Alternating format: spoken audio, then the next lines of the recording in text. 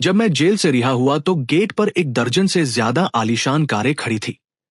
मेरे सैकड़ों साथी मुझे घर वापसी पर स्वागत करने के लिए घुटनों के बल बैठे थे। आज ही और बाकी लोगों ने सबसे आगे खड़ी मर्सिडीज बेंज एस क्लास का दरवाजा खोला और मुझसे वापस आकर जिम्मेदारी संभालने की गुहार लगाई। मैं मुड़ा और चला गया। बस इतना कहकर अब से ड्रैगन नदी पार करना मुझसे नहीं होगा। 15 साल पहले मैंने अकेले ही नदी किनारे लड़ाई लड़ी थी।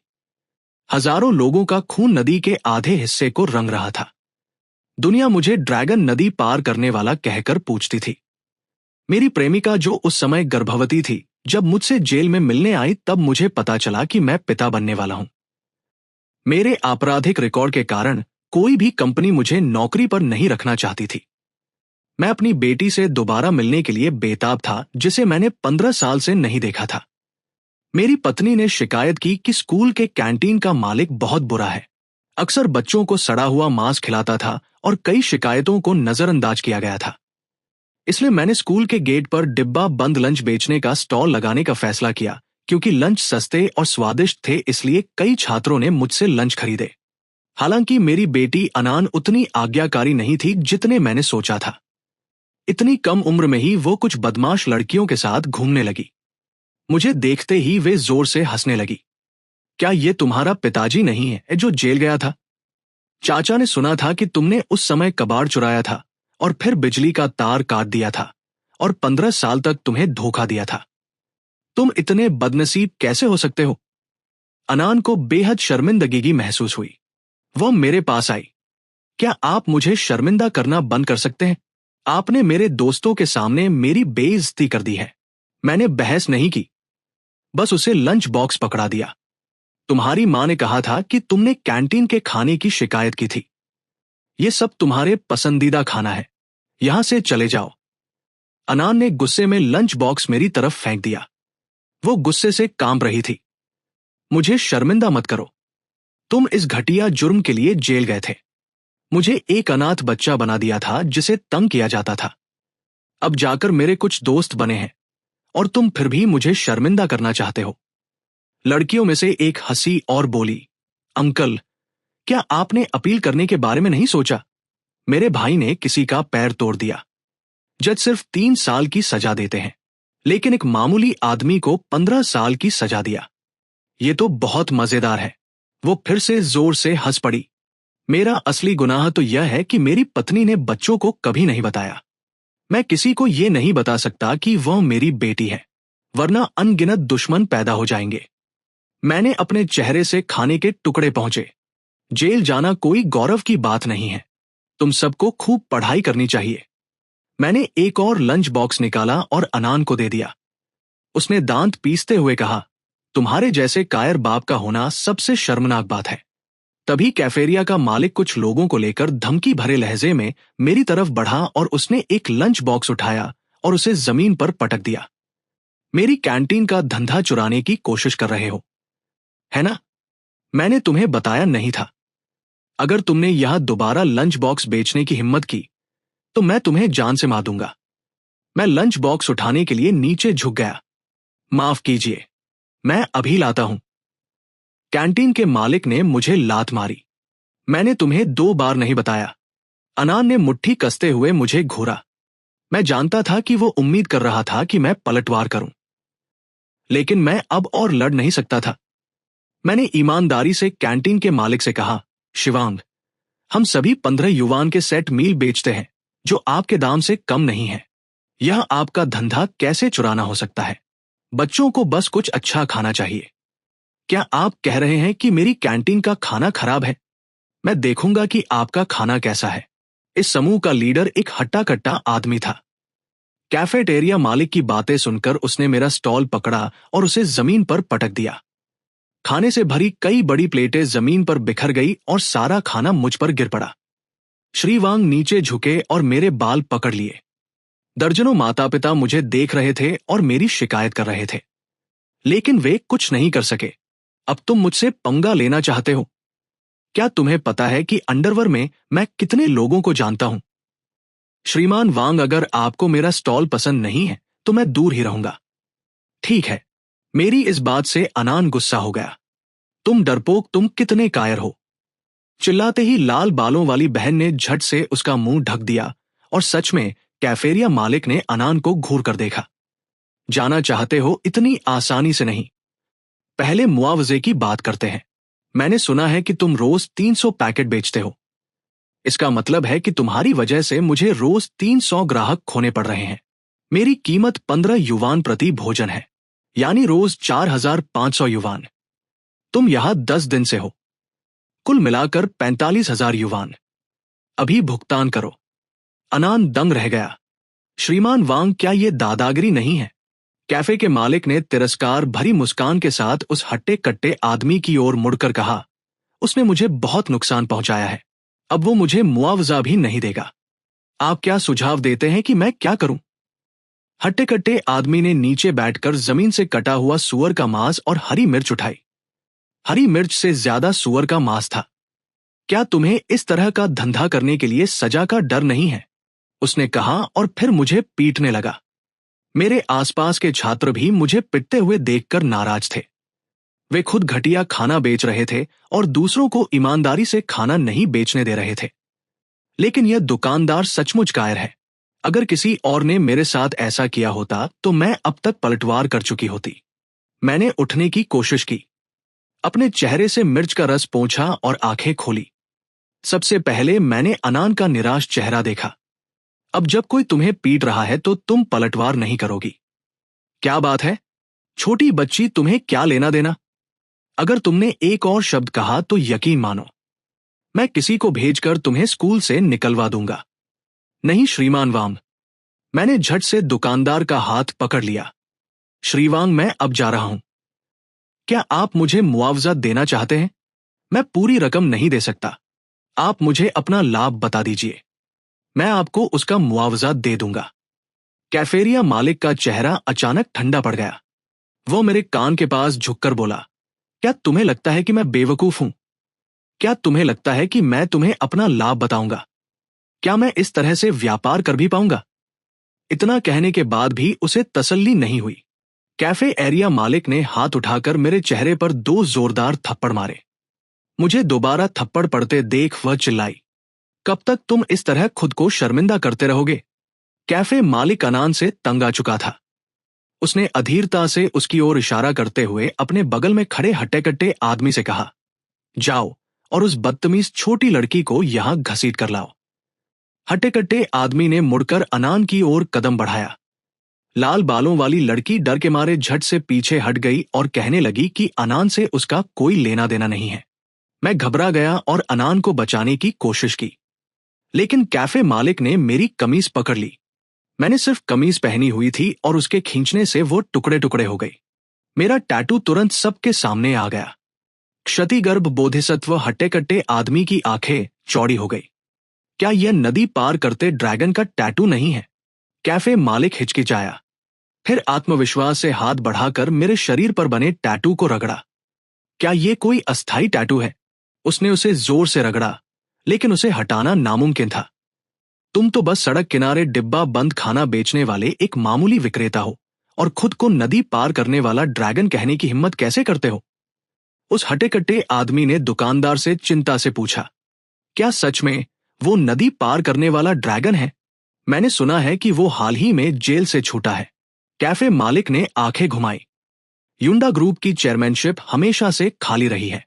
क्या तुम्हें लगता है कि वो यहां डिब्बा बंद खाना बेचने के लिए अपनी चेयरमैनशिप छोड़ देगा? फिर उनकी नजर मुझ पर पड़ी। तुम सच में बहुत साहसी हो। पुराने जमाने में गो जंगलों ने अकेले ही हजारों लोगों को मार गिराया था, जबकि तुम तो बस एक निकम्मे और लापरवाह आदमी हो। उन्होंने अपना फोन निकाला और मेरी तस्वीर खींची। तुम गए काम से। मैं तुम्हारी तस्वीर युवांडा ग्रुप में अपने दोस्तों को भेजूंगा। वे अभी आ रहे हैं। तुम सच में गए काम से। अनान को लगा कि टैटू बहुत ज्यादा दिख रहा है, इसलिए उसने मुझे पहनने के लिए एक अपने दोस्त का कपड़ा दिया। फिर एकदम पीले चेहरे से मेरी तरफ देखते हुए, ये किस तरह का टैटू है? मैंने जबरदस्ती मुस्कुराते हुए उनसे कहा कि पहले घर चले जाओ। अचानक अनान चिल्लाया, तुम कबाड़ चोर हो। ये किस तरह का क्षितगर्भ बोधसत्व का टैटू है? क्या तुम्हें पता है कि कितने लोगों ने ड्रैगन सबडंग डेमन स्लेइंग किंग का रूप धारण किया और युवांडा समूह द्वारा मार गिराए गए? भागो। मैं अनान को खाली निगाहों से देखता रहा। क्या उसे मेरी चिंता थी? भले ही वो मुझे एक निकम्मा पिता समझकर नीचा समझती हो, लेकिन वह नहीं चाहती थी कि मुझे कुछ हो। मेरे लिए उसकी चिंता देखकर मेरा अपराध बोध और बढ़ गया। कैफेरिया के मालिक ने मुझे पकड़ लिया और कहा, भागने की सोचना भी मत। मैं तो बस तुम्हें सबक सिखाना चाहता था, पर तुम्हें तो मरने की इच्छा है। अचानक उसका फोन बज उठा। उसने लापरवाही से फोन उठाया और जवाब दिया, अरे भाई, हाँ हाँ हाँ, ये आदमी तो बहुत ही लापरवाह है। मैंने इसकी पिटाई कर दी। क्या तुम आ रहे हो? तुमने क्या कहा? युवांडा के पूरे निदेशक मंडल आ रहे हैं। वो अचानक मुझे हैरानी से देखने लगा। सभी लोग हैरान रह गए। उस हट्टे कट्टे आदमी ने अविश्वास से पूछा, भाई क्या तुम उसे जानते हो? मैं भला उस स्तर के किसी व्यक्ति को कैसे जान सकता हूं? लेकिन उन्होंने अब भी फोन किया था और कहा था कि वे जल्द ही आ रहे हैं। उस हट्टे कट्टे आदमी ने गहरी सांस ली। वफादारी का क्या ही प्रदर्शन है। सिर्फ अपने बॉस का रूप धारण करने से ही यह सब इसमें फंस गए। कैफेरिया मालिक ने ठंडे लहजे में कहा, मुझे लगता है ये सब उस बड़े आदमी के दबदबे की वजह से है। ये किसी भी मामूली आदमी को बर्दाश्त नहीं करेगा जो उसे उकसाए। तुम्हें जल्द ही पता चल जाएगा कि मौत का क्या मतलब होता है। अनान पहले से ही टूट चुकी थी। कैफेटेरिया मालिक की पहले वाली धमकी को नजरअंदाज करते हुए वो मेरी तरफ दौड़ी और मुझे जोर से धक्का दिया। चले जाओ। तुमने मेरी मां को 15 साल तक इंतजार करवाया है।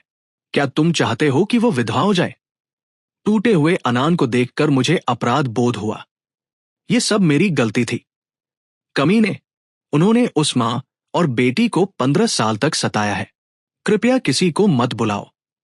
वो तो बस एक कबाड़ चोर था। उसे क्रॉसिंग रिवर ड्रैगन के बारे में कुछ भी पता नहीं था। 15 साल पहले वो भोला था। जब वे जेल गए तब तक उसने उस बड़े आदमी की कहानी भी नहीं सुनी थी। वो जानबूझकर नकल नहीं कर रहा था। ये महज एक संयोग था। कैफेरिया का मालिक एक पल के लिए स्तब्ध रह गया, फिर जोर से हंस पड़ा। हाँ, मैं हंसी से लोटपोट हो रहा हूं।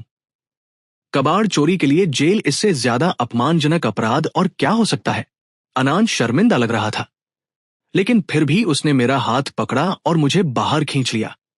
बॉस वांग ने तुरंत अपने आदमियों को हमारा रास्ता रोकने के लिए कहा, क्या तुम्हें लगता है कि निकलना इतना आसान है? युवांडा ने पहले ही ऐलान कर दिया है कि जो कोई भी क्षित गर्भ का नाम लेने की हिम्मत करेगा, वो खुलेआम उनका विरोध कर रहा होगा। अनान रो पड़ा। मुझे परवाह नहीं कि उसके साथ अन्याय हुआ था या नहीं। अगर आज तुम्हारी मृत्यु हो जाए तो अगले जन्म में दूसरों के कारोबार में दखल मत देना। अनान असमंजस में था। उसने घबराकर अपनी बहनों की ओर देखा। क्या तुम मदद नहीं करोगी? समूह में कोई बोलने की हिम्मत नहीं कर रहा था।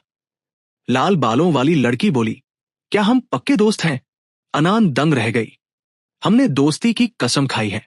अगर तुम सच में अच्छी बहन हो तो अपने दोस्तों को इसमें मत घसीटो। तुमने इतनी बड़ी मुसीबत खड़ी कर दी है और फिर भी हमें अपने साथ घसीटना चाहती हो। तुम हमारी बहन कहलाने लायक नहीं हो। उसके बोलते ही सारी लड़कियां झुक गई। हाँ, क्या तुम हमें मरवाना चाहती हो? तुम्हें अभी भी ये कहने की हिम्मत है कि हमने दोस्ती की कसम खाई है? मजाक में ठीक है, लेकिन तुम्हारे साथ कौन मरेगा? मैं युवांडा समूह को नाराज नहीं कर सकती। मैंने तुमसे युवांडा के खिलाफ जाने के लिए नहीं कहा। मैं बस तुमसे विनती कर रही हूं कि हमें यहां से निकलने में मदद करो। ठीक है। उसके दोस्त चुप रहे। मुझे पता था कि इस समय अनान की दुनिया शायद बिखर चुकी थी। मुझे उस पर तरस आ रहा था। मैं उससे 15 साल पहले मिला था। मुझे पता था कि अनान ने सालों तक बहुत जुल्म सहा होगा। वो अब और जुल्म सहना नहीं चाहता था। इसलिए उसने इन लड़कियों के साथ मिलकर एक पक्की दोस्ती बना ली। हताशा में अनान ने भीड़ को चीरते हुए आगे बढ़ने की कोशिश की, लेकिन उसका नाजुक शरीर भला इन लोगों का मुकाबला कैसे कर सकता है? छोटी लड़की, क्या तुम चुप नहीं रह सकती? कैफेरिया मालिक ने अधीरता से हाथ उठाया और अनान को जोर से थप्पड़ मारा। थप्पड़ अनान के चेहरे पर लगने से पहले ही मैंने उसका हाथ पकड़ लिया। कैफेरिया मालिक दंग रह गया। तुम्हारी हिम्मत कैसे हुई पलटवार करने की? मैंने तुम्हें बताया था कि मैंने बहुत दिनों से लड़ाई नहीं की है तो छोड़ दो। मैंने सिर हिलाया। मुझे परवाह नहीं कि तुम मुझे कैसे मारते हो, लेकिन अगर तुमने उसे छुआ तो मैं तुम्हें जान से मार दूंगी।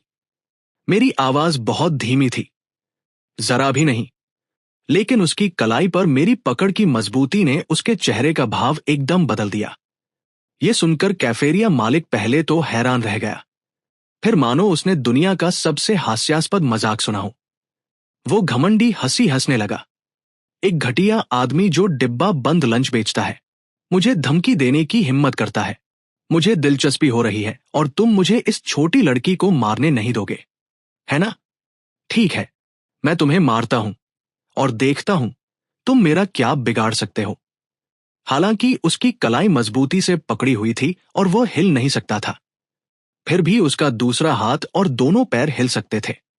उसकी आंखों में एक भयंकर चमक कौधी और बिना किसी झिझक के उसने अपना पैर उठाया और पूरी ताकत से अन्नान के पेट में लात मारी। लेकिन मेरी गति उसकी दुर्भावना से कहीं अधिक तेज थी।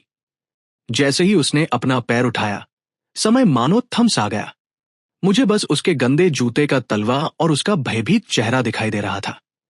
लगभग सहज ही मेरे दूसरे पैर ने उसके घुटने यानी सहारा देने वाले पैर पर जोरदार आवाज के साथ प्रहार किया। वो पल भर में अपना संतुलन खो बैठा और कीचड़ के ढेर की तरह जमीन पर गिरते हुए चीख उठा। कैफेटेरिया का मालिक इतने सारे लोगों के सामने अपनी बेइज्जती और अपमान से लाल हुए चेहरे के साथ किसी तरह उठ खड़ा हुआ। तुमने हद पार कर दी है। मैं तुम्हें अभी अपाहिज कर दूंगा। तुम्हारे हाथ पैर तोड़ दूंगा और फिर देखूंगा कि तुम कितने घमंडी हो। फिर मैं तुम्हें युवांडा समूह के हवाले कर दूंगा। उसके बोलने से पहले ही भाई ब्याओ नाम का हट्टा कट्टा आदमी अपने गुंडों के साथ भयंकर भावों के साथ मेरी ओर दौड़ पड़ा। संख्या में कम होने के बावजूद वे बेहद शांत थे। अफरा तफरी का फायदा उठाते हुए उसने मेरा हाथ पकड़ लिया। उसकी आवाज आंसुओं से कांप रही थी। भागो, मेरी चिंता मत करो। भूखे भेड़ियों की तरह मेरी ओर दौड़ते हुए उन आदमियों को देखकर मैं अजीब तरह से शांत महसूस कर रहा था। बस एक हल्की सी आह भरी। यह एक शांतिपूर्ण जीवन न जी पाने की बेबसी के साथ साथ मेरे सामने खड़े इन लापरवाह लोगों के लिए दया भी उमड़ रही थी। मैंने हाथ बढ़ाकर अनान के सिर पर धीरे से हाथ फेरा और उसके बालों से धूल हटाई। क्या तुम कभी ड्रैगन की प्रशंसा नहीं करते थे? वो रुका। नम आंखों से मेरी ओर देखते हुए वो नहीं समझ पा रही थी कि मैं इस समय ऐसा क्यों कह रहा हूं। मैंने उससे धीरे से कहा। मेरी आवाज में एक दृढ़ता थी जो मैंने लंबे समय से महसूस नहीं की थी। तो मैं तुम्हें आज दिखाऊंगा। वो हट्टा कट्टा आदमी पहले ही मेरे सामने आ गया था। खाना पकाने के बर्तन जितना बड़ा उसका मुक्का हवा में सीटी बजाता हुआ मेरे चेहरे पर लगा। आसपास के छात्र आश्चर्य से हाफने लगे। मैं नहीं बचा, पलक भी नहीं झपकाई। जैसे ही हवा मेरे चेहरे की ओर दौड़ी, मैंने बिजली की गति से उसकी कलाई पकड़ ली। चाहे उसने कितना भी संघर्ष किया हो। उसका चेहरा लाल हो गया। उसका विशाल मुक्का मानो जम गया था। 1 इंच भी आगे नहीं बढ़ पा रहा था। उस हट्टे-कट्टे आदमी की आंखें सदमे और दर्द से भरी हुई थी। उसे ऐसा लगा जैसे मेरी वजह से उसकी कलाई की हड्डियां चूर-चूर हो जाएंगी। बाकी लोग अपने लीडर को एक ही झटके में हारते देख एक पल के लिए स्तब्ध रह गए। फिर अपनी संख्या का फायदा उठाते हुए मुझ पर हमला करने की कोशिश करने लगे। मैंने बस ठंडी सी सांस छोड़ी। फिर अचानक पूरी ताकत लगाकर 180 पाउंड के उस आदमी को जमीन से ऊपर उठा लिया और सबसे आगे बढ़ रहे समूह की तरफ पटक दिया। ऐसा लगा जैसे किसी बॉलिंग बॉल को मारा हो। कई लोग एक के बाद एक गिर पड़े। हड्डियों के टकराने की आवाज दर्द भरी चीखों के साथ मिल गई। कैफे मालिक पहले तो हैरान रह गया, फिर घबरा गया। तुम सब यहां क्यों खड़े हो? जल्दी करो, इतने सारे लोग हैं। क्या तुम एक लंच बॉक्स बेचने वाले को नहीं हरा सकते? अनान को मौका मिला और उसने मेरा हाथ फिर से पकड़ लिया भागने की कोशिश करते हुए, लेकिन मैं वहां पहाड़ की तरह अडिग खड़ा रहा। अनान रोने ही वाला था। भागो, अगर युवांडा के लोग सच में आ गए तो सब कुछ खत्म हो जाएगा। अगर हम आज चले गए तो वे और भी ज्यादा मुसीबत खड़ी करने के लिए वापस आएंगे। वे तुम्हारे और तुम्हारी मां के पीछे भी पड़ सकते हैं। बेहतर है कि सारी समस्याओं को एक ही बार में सुलझा लिया जाए। मेरी आवाज डरावनी रूप से शांत थी। नदी पार करने वाले एक शक्तिशाली व्यक्ति का यही तर्क था, समस्या को जड़ से खत्म कर देना। अनान ने घबराकर कहा, लेकिन वे युवांडा ग्रुप से हैं, बड़ी बड़ी बातें मत करो, पहले अपना ख्याल रखो। मैंने धीरे से कहा, मानो कोई सीधी साधी बात कह रहा हो। मैं उसकी नकल नहीं कर रहा था।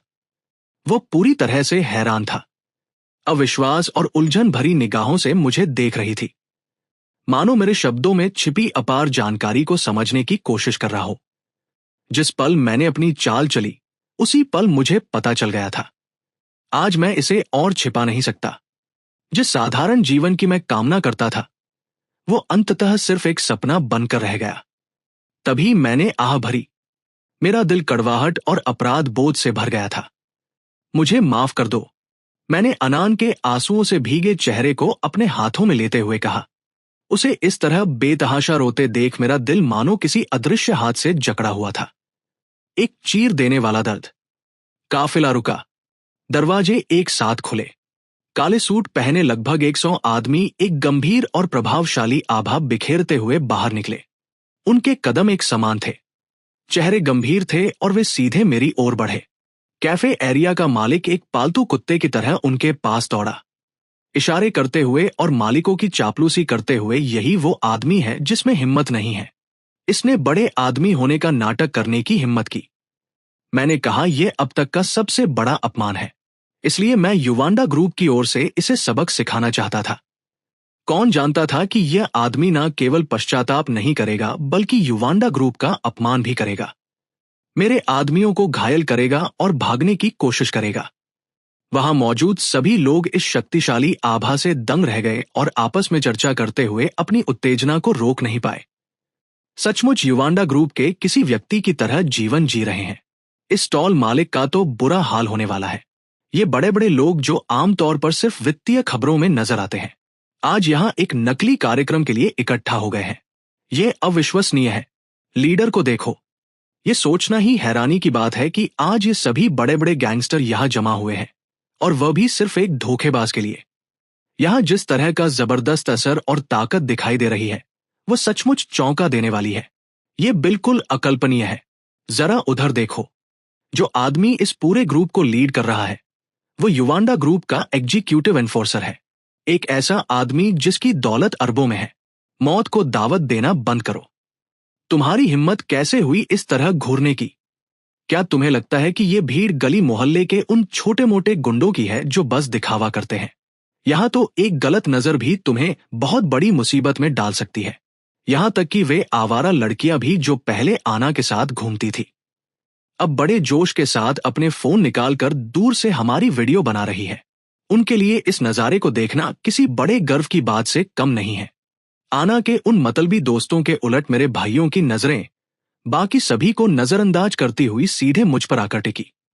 उनकी आंखें भावनाओं से भरी हुई थी। उनमें जबरदस्त उत्साह, किसी सपने जैसा अविश्वास और थोड़ी सी सम्मान भरी श्रद्धा का मिलाजुला भाव था।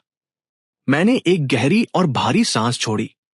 ये वही भाई थे जिनके हाथों में मैंने कभी अपनी जान और अपनी मौत दोनों सौंप दी थी। मैंने 15 साल जेल में बिताए, और उन 15 लंबे सालों तक जो 5400 से भी ज्यादा दिन रातों तक फैले हुए थे, उन्होंने मेरा इंतजार किया। उनकी वफादारी कभी नहीं डगमगाई। उनका एकमात्र मकसद मेरे जेल से छूटने का इंतजार करना था, ताकि वे इस विशाल ग्रुप और इसके पूरे भविष्य को सीधे मेरे हाथों में सौंप सके। वे मेरी तरफ बढ़े, एक एक कदम आगे बढ़ाते हुए, जबकि कैफेटेरिया का मालिक एक जोकर की तरह उछल कूद करता रहा।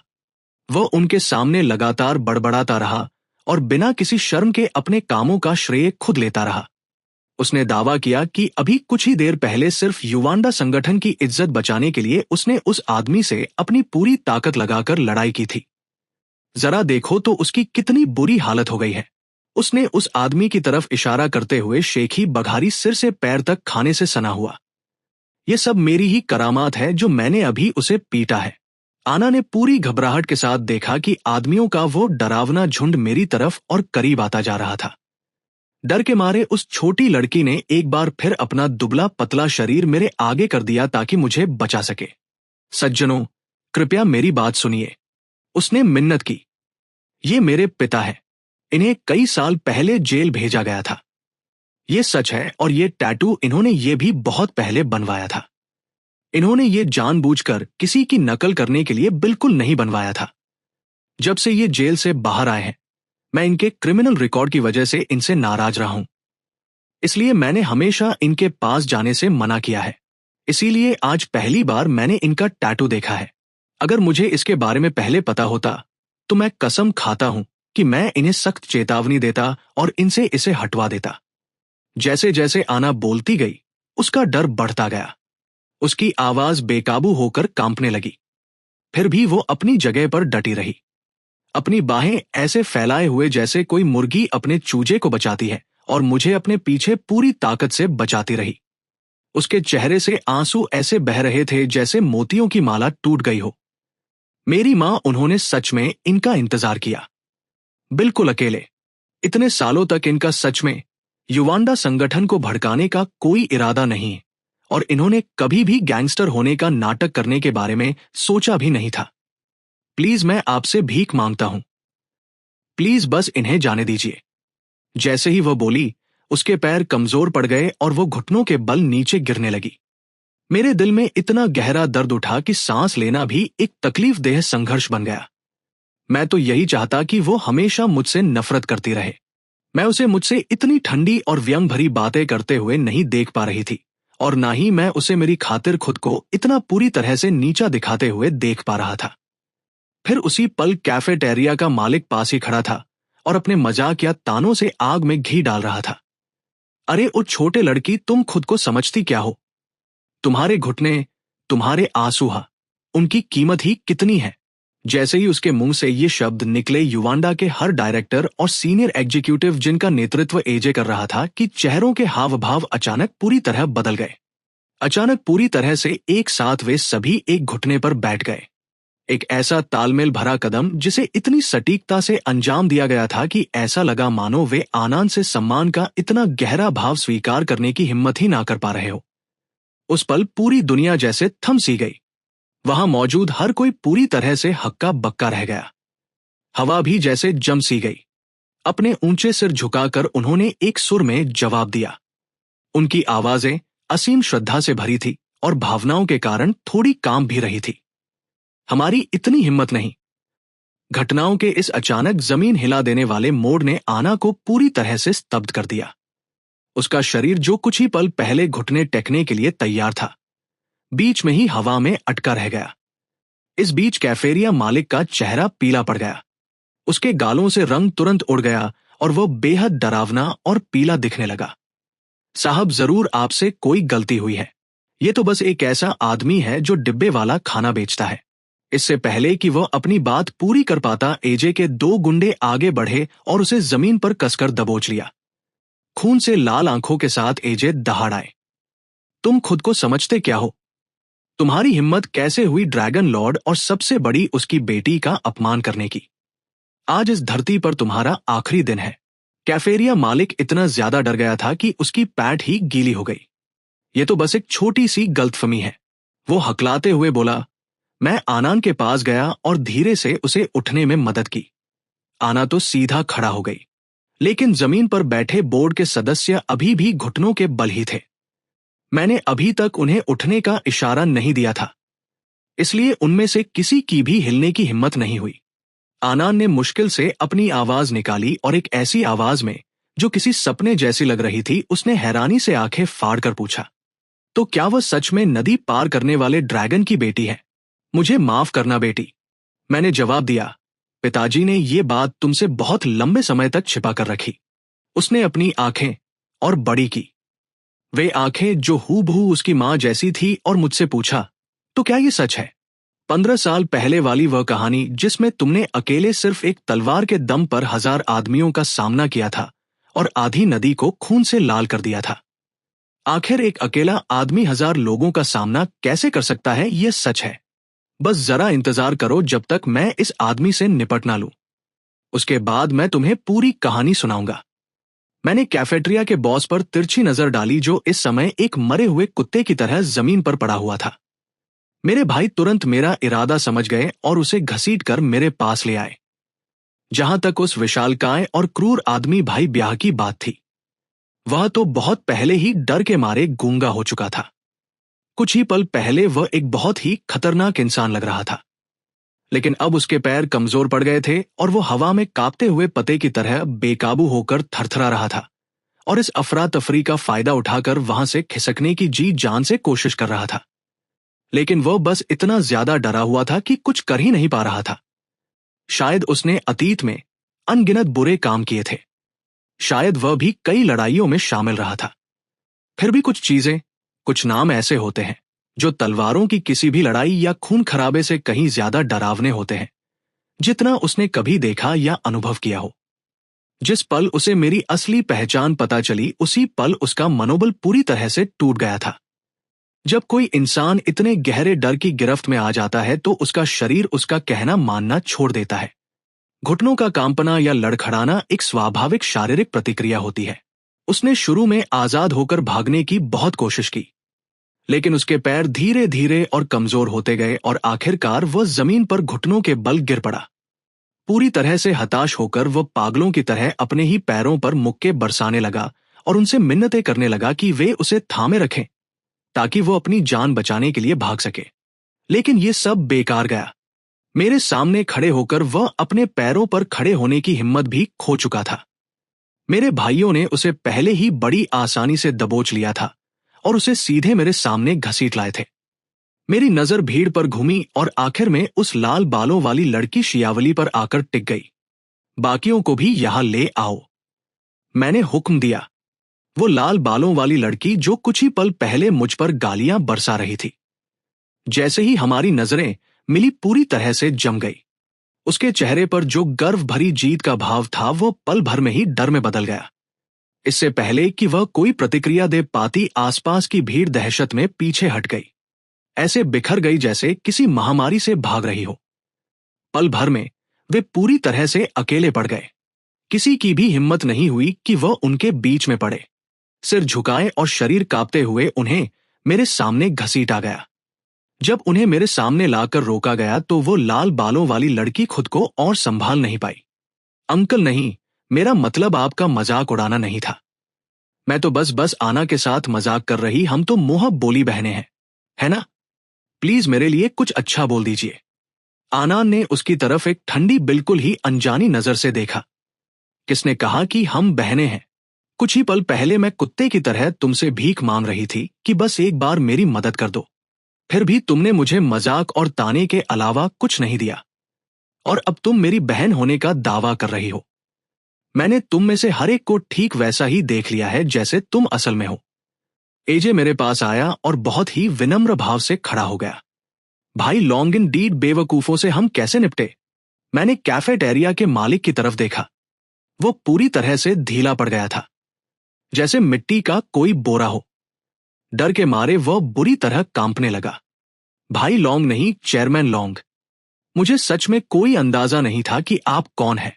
अगर मुझे पहले से पता होता तो चाहे आप मुझे 100 या 1000 गुना भी हिम्मत दे देते, मैं कभी भी आपके या आपके बेटी के खिलाफ जाने की हिम्मत नहीं करता। मैं धीरे धीरे उसकी तरफ बढ़ा और ऊपर से नीचे की ओर उस आदमी को देखा जो कुछ ही पल पहले इतनी अकड़ दिखा रहा था। वो आदमी और भी ज्यादा डर गया। उसकी पैंट का निचला हिस्सा जल्दी ही गीला हो गया और उसे एक बदबूदार तीखी गंध आने लगी। चलो मैं तुमसे एक बात पूछता हूं। मैं तुम्हारा धंधा छीनने की कोशिश नहीं कर रहा था। हमारे डिब्बा बंद खाने की कीमतें भी बिल्कुल एक जैसी ही थी। अगर छात्र तुमसे खाना खरीदते तो वे आराम से कैफेटेरिया के अंदर बैठकर आराम से खा सकते थे, लेकिन अगर वे मुझसे खरीदते तो हवा या बारिश से बचने के लिए कोई छत तो दूर की बात, मेरे पास उन्हें बैठने के लिए एक भी मेज या कुर्सी नहीं थी। उन्हें स्कूल के गेट से काफी दूर बाहर तक चलकर जाना पड़ता था ताकि वे सड़क के किनारे उकड़ू बैठकर खाना खा सके। मुझे बताओ, इन सब मुश्किलों के बावजूद उन्होंने मुझे ही क्यों चुना? क्योंकि मैं घमंडी था।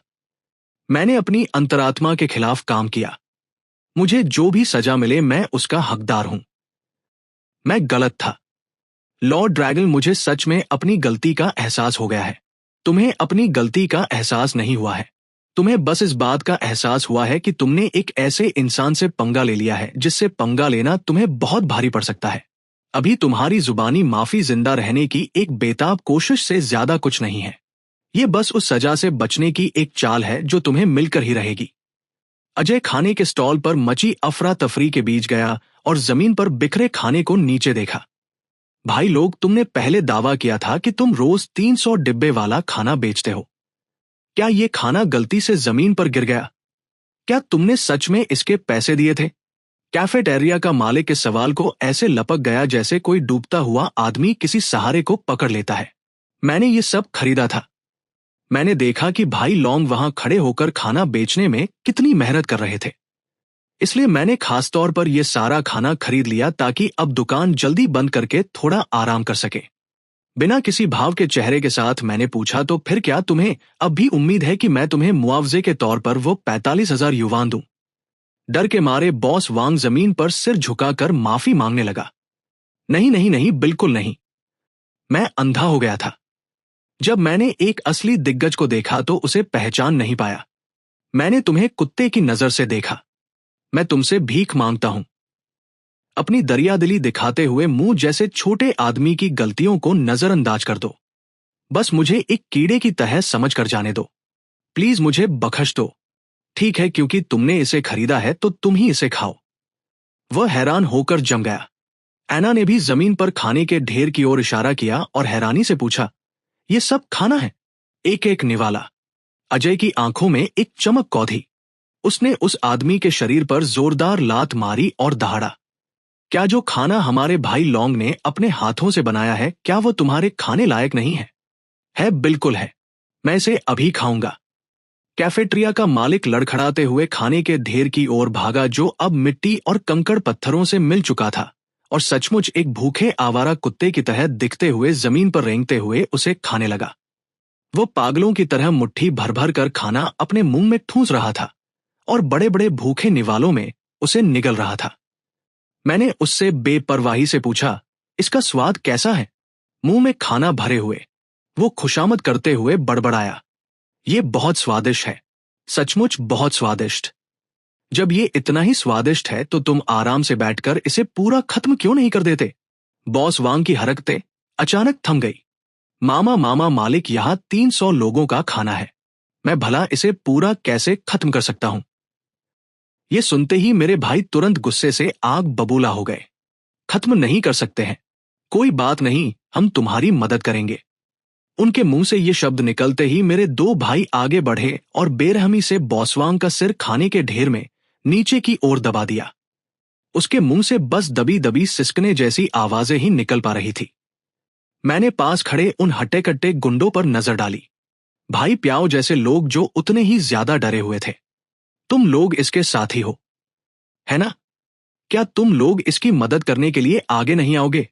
ये बस एक हल्की फुल्की बेपरवाह सी इशारा था, लेकिन आज है और बाकी लोग तुरंत मेरा मतलब समझ गए। एक एक करके उन्होंने भी उन गुंडों के सिर खाने में नीचे की ओर दबा दिए। आज ही ठंडे भाव से एक तरफ खड़ा था। उसकी आवाज ऐसी लग रही थी मानो वो सीधे नरक की गहराइयों से आ रही हो। खाओ एक एक निवाला, अपनी प्लेटें पूरी तरह साफ कर दो। बेहतर होगा कि तुम अब भी पेट भरकर खा लो, क्योंकि अब तुम एक लंबे सफर पर निकलने वाले हो। उस एक सीधे साधे वाक्य ने कैंटीन के बॉस और उसके गुंडों को इतना ज्यादा डरा दिया कि उनकी तो जान ही निकल गई। बॉस वांग, हम किसके सफर पर निकलने वाले हैं? हम कहां जा रहे हैं? दरअसल हमारी कंपनी के अफ्रीका में कई हीरे की खदानें हैं, लेकिन वह जगह बहुत ही मुश्किल है। वहां लगातार युद्ध और जानलेवा बीमारियां फैली रहती हैं, इसलिए वहां काफी लोगों की मौत हो चुकी है। अगर तुम्हारी किस्मत अच्छी हुई तो शायद तुम बस अपना एक हाथ या पैर ही घुमाओगे। 10 साल तक जी तोड़ मेहनत करने के बाद शायद तुम जिंदा वापस लौट पाओ, और अगर तुम्हारी किस्मत खराब हुई तो खैर निश्चिंत रहो। हमारी कंपनी बहुत ही इंसानियत पसंद है। कम से कम हम यह पक्का करेंगे कि तुम्हारी राख स्कूल को लौटा दी जाए। ये सुनकर कैफेरिया का बॉस और उसके हट्टे कट्टे गुंडे फूट फूट कर रोने लगे और पूरी तरह से टूट गए। नहीं, हम नहीं जाएंगे। प्लीज, क्या हम यहीं नहीं रह सकते? बेशक आपको जाने की जरूरत नहीं है, लेकिन युवांडा ग्रुप के पास ऐसे 1000 तरीके हैं जिनसे वो ये पक्का कर सकता है कि आप खुद रोते गिड़गिड़ाते हुए वहां भेजे जाने की भीख मांगे। कैफेटेरिया मैनेजर पूरी तरह से घबरा गया। घुटनों के बल गिरकर वो फर्श पर रेंगते हुए मेरी की तरफ बढ़ा। हाय लॉन्ग लॉर्ड ड्रैगन, मुझे सच में अपनी गलती का एहसास हो गया है। प्लीज मैं आपसे भीख मांगता हूं। मुझे विदेश के किसी दूर दराज के इलाके में मत भेजिए। मैंने सुना है कि वहां के हालात बहुत ही बुरे हैं। वह इंसानों के रहने लायक जगह नहीं है। वहां भेजे गए आदमियों के या तो बम धमाकों में चिथड़े उड़ जाते हैं और उनके शरीर का आधा हिस्सा उड़ जाता है, या फिर वहां के स्थानीय उग्रवादी सड़कों पर उनके हाथ पैर काट डालते हैं। हमारा एक समझौता हुआ था। आपको सिर्फ उन देशों के सस्ते काम चलाऊ स्थानीय लोगों का इस्तेमाल करना था। आप मुझे वहां कैसे भेज सकते हैं? मैं तो इसी देश का नागरिक हूं। एक चीनी नागरिक? मैंने तो बस एक छोटी सी गलती की थी। इसकी सजा इतनी कड़ी तो नहीं होनी चाहिए। मैंने सुना है कि तुम्हारे स्कूल के प्रिंसिपल तुम्हारे चचेरे भाई हैं। क्या इसीलिए तुम इतनी मनमानी करते हो? तुम्हारी शिकायत कई बार की गई है, फिर भी तुम हर बार बच निकलते हो। असल में जिन माता पिता ने तुम्हारी शिकायत की थी, उनके बच्चों को किसी ना किसी बहाने से स्कूल से निकाल दिया गया। क्या इसमें कोई सच्चाई है? उसने मुश्किल से अपनी लार निगली और उसकी आंखें घबराहट में इधर उधर भटकने लगी। खैर, ये तो उनकी अपनी गलती थी। उनके बच्चों के ग्रेड बहुत खराब थे और उनमें किसी सरकारी स्कूल में दाखिला पाने की काबिलियत नहीं थी। वे हमारे जैसे प्राइवेट स्कूल में आए, फिर भी उनमें हंगामा करने की हिम्मत थी। क्या उन्हें सबक सिखाना मेरा सही कदम नहीं था? ऐसा लगता है कि तुम्हारी नजर में ताकतवर का कमजोर को दबाना ही दुनिया का स्वाभाविक नियम है। तो क्या इसका मतलब यह है कि आज मैं तुमसे ज्यादा ताकतवर हूं, तो मैं भी तुम्हें अपनी मर्जी से दबा सकता हूं? भाई रोंग में मैंने उसकी बात बीच में ही काट दी और अपना हाथ आगे बढ़ाया। मैंने धीरे से उसके तेल लगे कंधे पर थपकी दी और फिर एक गहरी सांस ली। यह बच्चे अपने शारीरिक विकास के एक बहुत ही अहम दौर से गुजर रहे हैं। मैं समझता हूं कि बिजनेस में मुनाफे को सबसे ज्यादा अहमियत देना पूरी तरह से सही है, लेकिन जब बात इन देश के फूलों की आती है तो आपको कम से कम थोड़ी बहुत इंसानियत तो दिखानी ही चाहिए। अब आप चाहते हैं कि मैं आपके साथ नरमी से पेश आऊं, लेकिन क्या आपने उस समय उन बच्चों के साथ जरा भी नरमी बरती थी? अगर आपने उन्हें इतनी बुरी तरह से मजबूर ना किया होता तो कौन सा समझदार बच्चा अपनी मर्जी से एयर कंडीशन स्कूल कैफेरिया छोड़कर चिलचिलाती धूप में धूल भरी सड़क के किनारे बैठकर डिब्बे में बंद खाना खाता? मुझसे गलती हो गई। इससे पहले कि कैफेटेरिया का मालिक अपनी बात पूरी कर पाता, मेरे आदमियों ने, जिनके चेहरों पर कोई भी भाव नहीं था, उसे घसीटकर वहां से हटा दिया। उसके रोने चिल्लाने की आवाजें धीरे धीरे दूर होती गई। ये ठीक वैसा ही हुआ जैसा आज ने अंदाजा लगाया था। तब तक आना के दोस्त बुरी तरह से कांप रहे थे और मुश्किल से ही अपने पैरों पर खड़े हो पा रहे थे। लाल बालों वाली लड़की शियावली बहुत ही दयनीय ढंग से रो रही थी और उसके चेहरे पर आंसुओं की बूंदें बनी हुई थी। अंकल, हम फिर कभी ऐसा नहीं करेंगे। हम वादा करते हैं कि हम फिर कभी आपका मजाक नहीं उड़ाएंगे।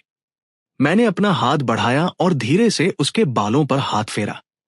मेरा इरादा तुम्हें कोई नुकसान पहुंचाने का कभी नहीं था। आखिर तुम अभी भी बच्चे ही तो हो। मैं बस तुमसे ये कहना चाहता हूं, मन लगाकर पढ़ाई करो। अपना समय उन चीजों को पूजने में बर्बाद मत करो जो खोखली, बेमतलब और पूरी तरह से दिखावटी है, और स्कूल की चारदीवारी के अंदर खुद को बहुत बड़ा 30 मार्का समझने की और झगड़े मोल लेने की कोशिश मत करो। गुड बनाना अपने आसपास तथा कथित कसम खाए भाइयों का झुंड जमा करना।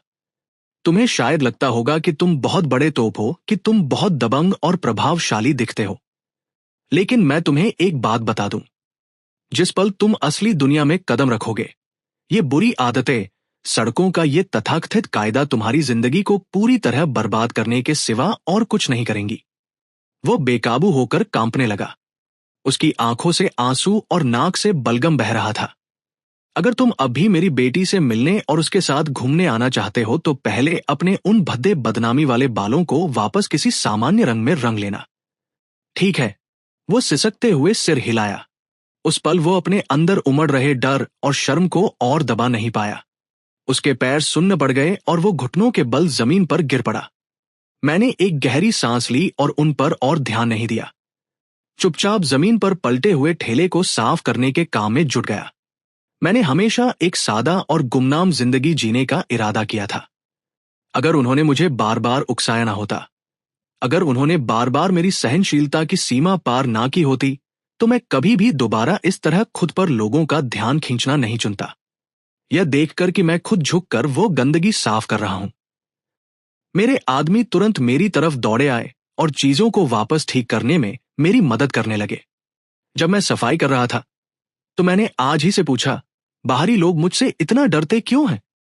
वे ऐसा दिखाते हैं जैसे हमारा युवांडा ग्रुप कोई अंडरवर्ल्ड का गैंग हो। मुझे नहीं पता, उसने जवाब दिया। शायद इसलिए क्योंकि हम बस बहुत ज्यादा अमीर हैं। मैंने और कोई सवाल नहीं पूछा।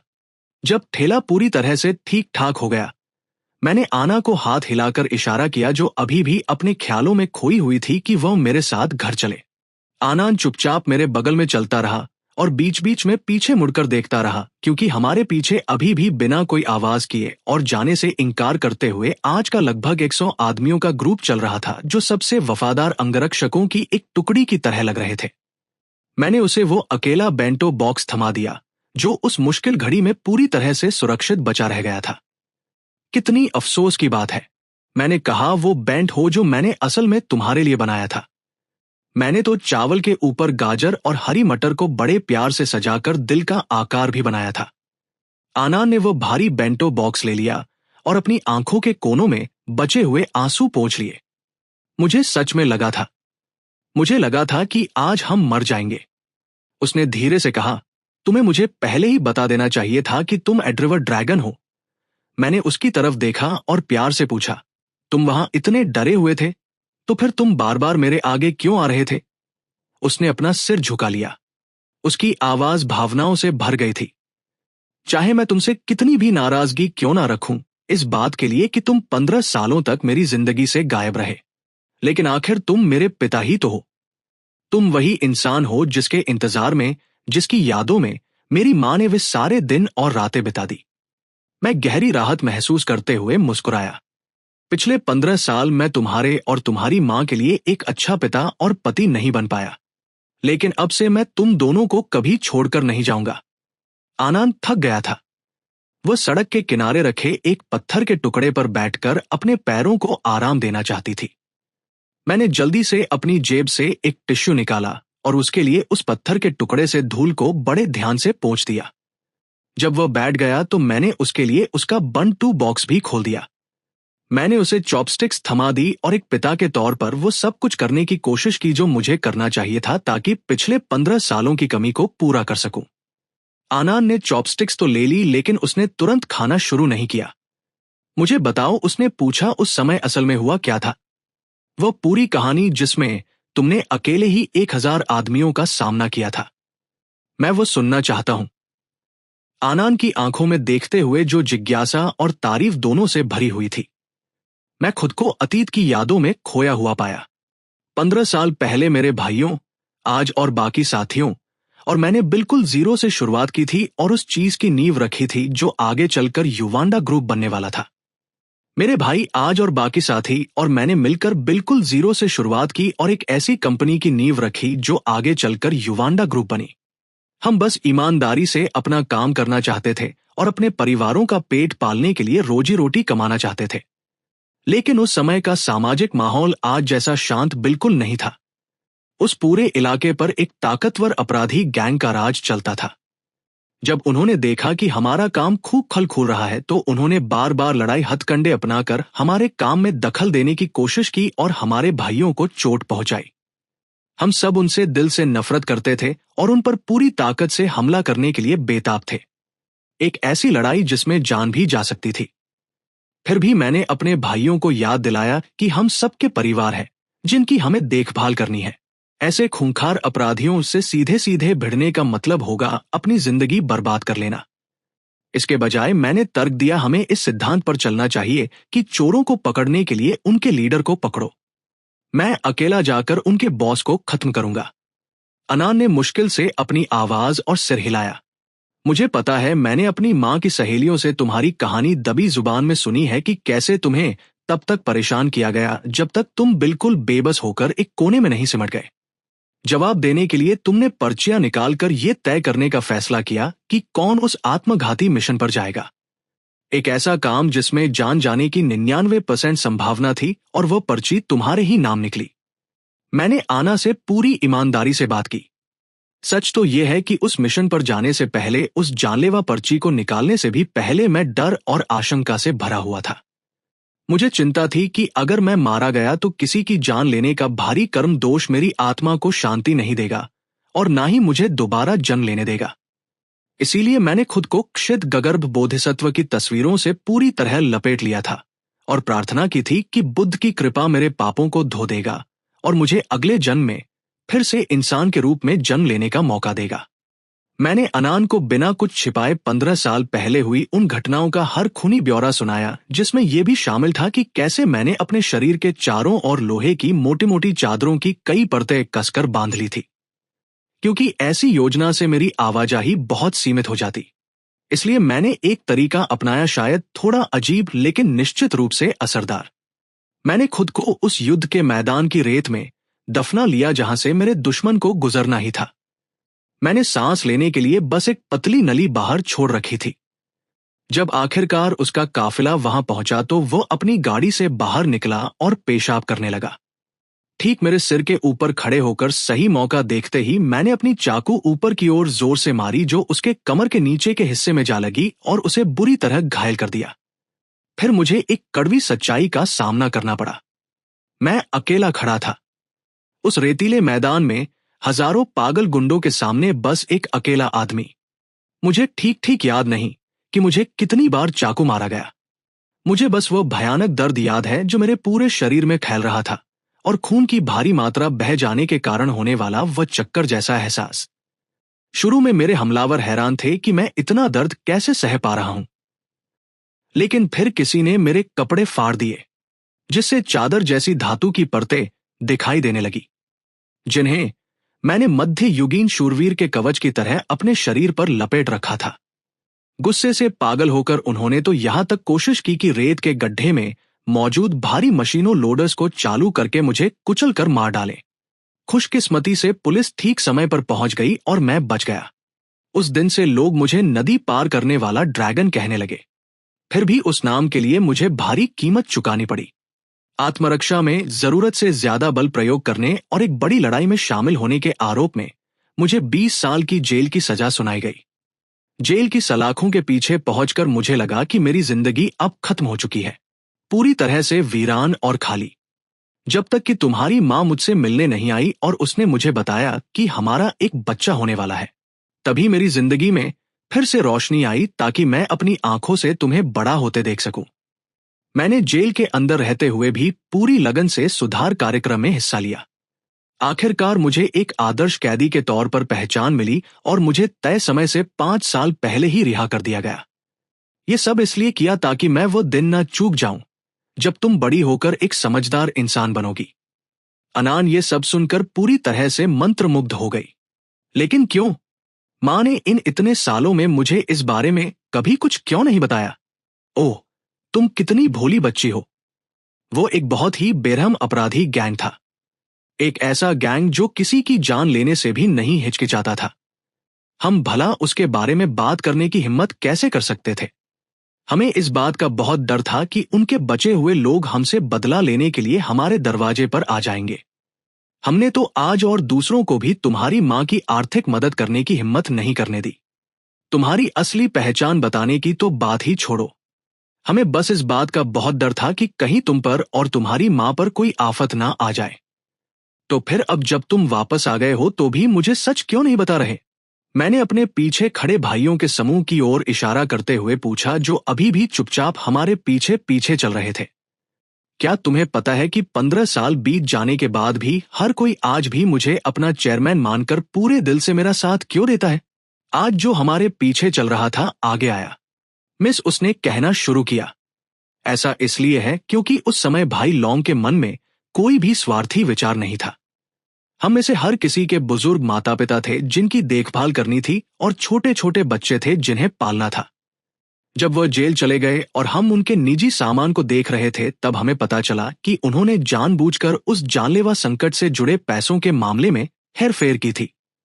उस मामले में शामिल सारा पैसा असल में बेकार पैसा था। ऐसा पैसा जिसे उन्होंने पूरी तरह से पहुंच से बाहर कर दिया था। शुरू से ही उन्होंने ये तय कर लिया था कि हम बाकी लोगों को बचाने के लिए वो खुद को कुर्बान कर देंगे। मैंने आना को एक मीठी कड़वी मुस्कान दी। उस समय मुझे पता ही नहीं था कि तुम इस दुनिया में हो। अगर मुझे उस समय पता होता कि वह तुम्हें अपने गर्भ में पाल रही है तो मैं कभी भी हीरो बनने की कोशिश नहीं करता, कभी भी अपनी पत्नी और बेटी को छोड़ने जैसा इतना घिनौना और नीच काम नहीं करता। मैं हम सबके लिए एक रास्ता बनाना चाहता था। मैंने अनान को एक कड़वी मुस्कान दी। उस समय मुझे पता ही नहीं था कि तुम्हारा भी कोई अस्तित्व है। अगर मुझे पता होता कि वह तुम्हें पहले से ही अपनी कोख में लिए हुए हैं तो मैं कभी भी हीरो बनने की कोशिश नहीं करता, कभी भी अपनी पत्नी और बेटी को छोड़ने जैसा घिनौना काम नहीं करता। मेरे नजरिए से मैंने सचमुच तुम्हारी मां को छोड़ने का ही फैसला किया था, और ठीक इसी गहरे रग-रग में समा हुए पछतावे की वजह से मुझे लगता है कि मेरे पास तुम दोनों के सामने सब कुछ कबूल करने का कोई चेहरा ही नहीं बचा है।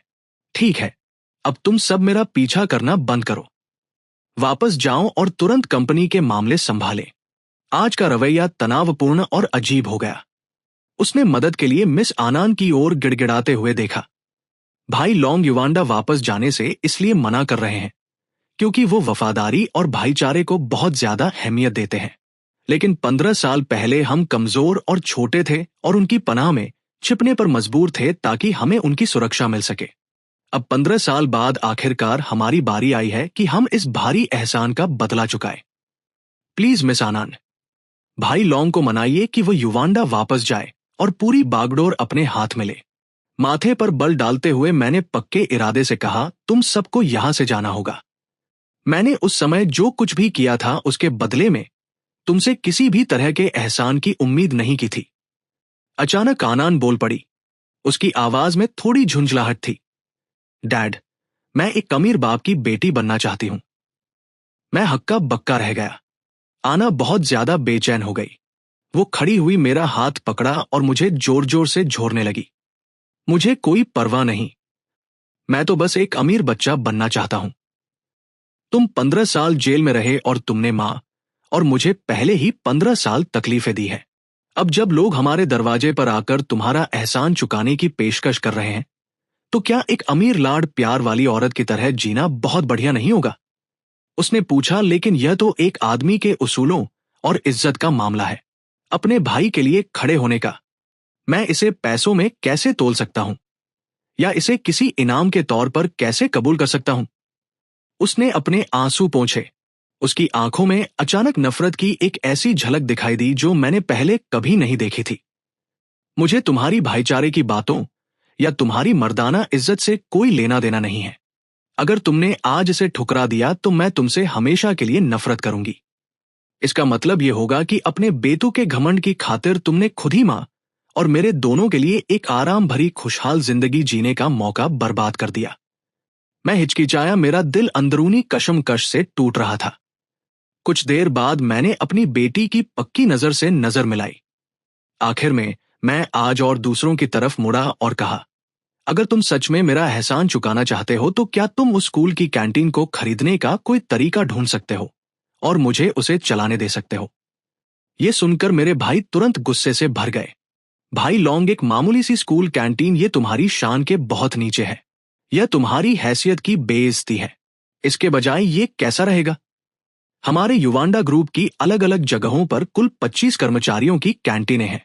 हम उन सभी का ठेका तुम्हें दे देंगे। हम अभी कागजात पर दस्तखत कर देंगे ताकि तुम तुरंत काम संभाल सको। और किराए की बात तुम ग्रुप को अगले साल पैसे दे देना जब तुम्हें मुनाफा होने लगे।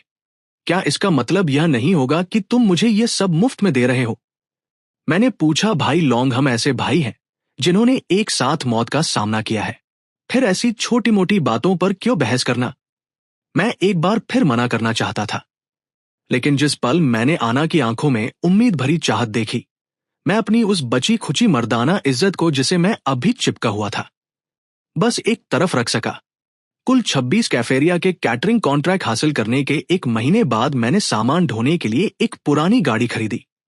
फिर मैंने 2 एकदम नई गाड़ियां खरीदी, एक मेरी पत्नी के चलाने के लिए और दूसरी जो पूरी तरह से क्रिस्टल से जड़ी हुई थी आन के कमरे की सजावट के लिए। उनके चेहरों पर छलकती सच्ची और दिल से निकली खुशी देखकर मैंने मन ही मन सोचा, छोड़ो भी। अपने छोटे से परिवार का भरण पोषण कर पाना और ये सुनिश्चित करना कि वे सबसे बेहतरीन जिंदगी जिए, ये किसी भी और चीज से ज्यादा मायने रखता है। जहां तक उस इज्जत की बात है जिनसे पुरुषों के बंधे होने की उम्मीद की जाती है, तो अगर मुझे उन्हें खोना भी पड़े तो कोई बात नहीं। आना अब वह बाकी और बिगड़ल लड़की नहीं रही जो वो पहले हुआ करती थी। उसने अपनी संदिग्ध दोस्तों की टोली से खुद ही नाता तोड़ लिया है और अब पूरी गंभीरता से अपनी पढ़ाई में जुट गई है और उसके ग्रेड भी लगातार बेहतर हो रहे हैं। उसने मुझे बताया कि उसका लक्ष्य देश की सबसे बेहतरीन यूनिवर्सिटी में दाखिला लेकर मेरी पढ़ाई करना है, ताकि भविष्य में वह मेरे नक्शे दम पर चल सके और इस विशाल पारिवारिक कारोबार को संभालने में मेरी मदद कर सके। अपनी बेटी को एक इतनी संस्कारी और समझदार युवती में बदलते देखकर मैं भावनाओं से भर गया और मुझे गहरी संतुष्टि का अनुभव हुआ। उस दिन के बाद से दुनिया के लिए वो खूंखार रिवर क्रॉसिंग ड्रैगन अब अस्तित्व में नहीं रहा। अब तो बस एक साधारण सा कैफेटेरिया मालिक बचा था जो अपनी पत्नी और बेटी से बेइंतहा प्यार करता था।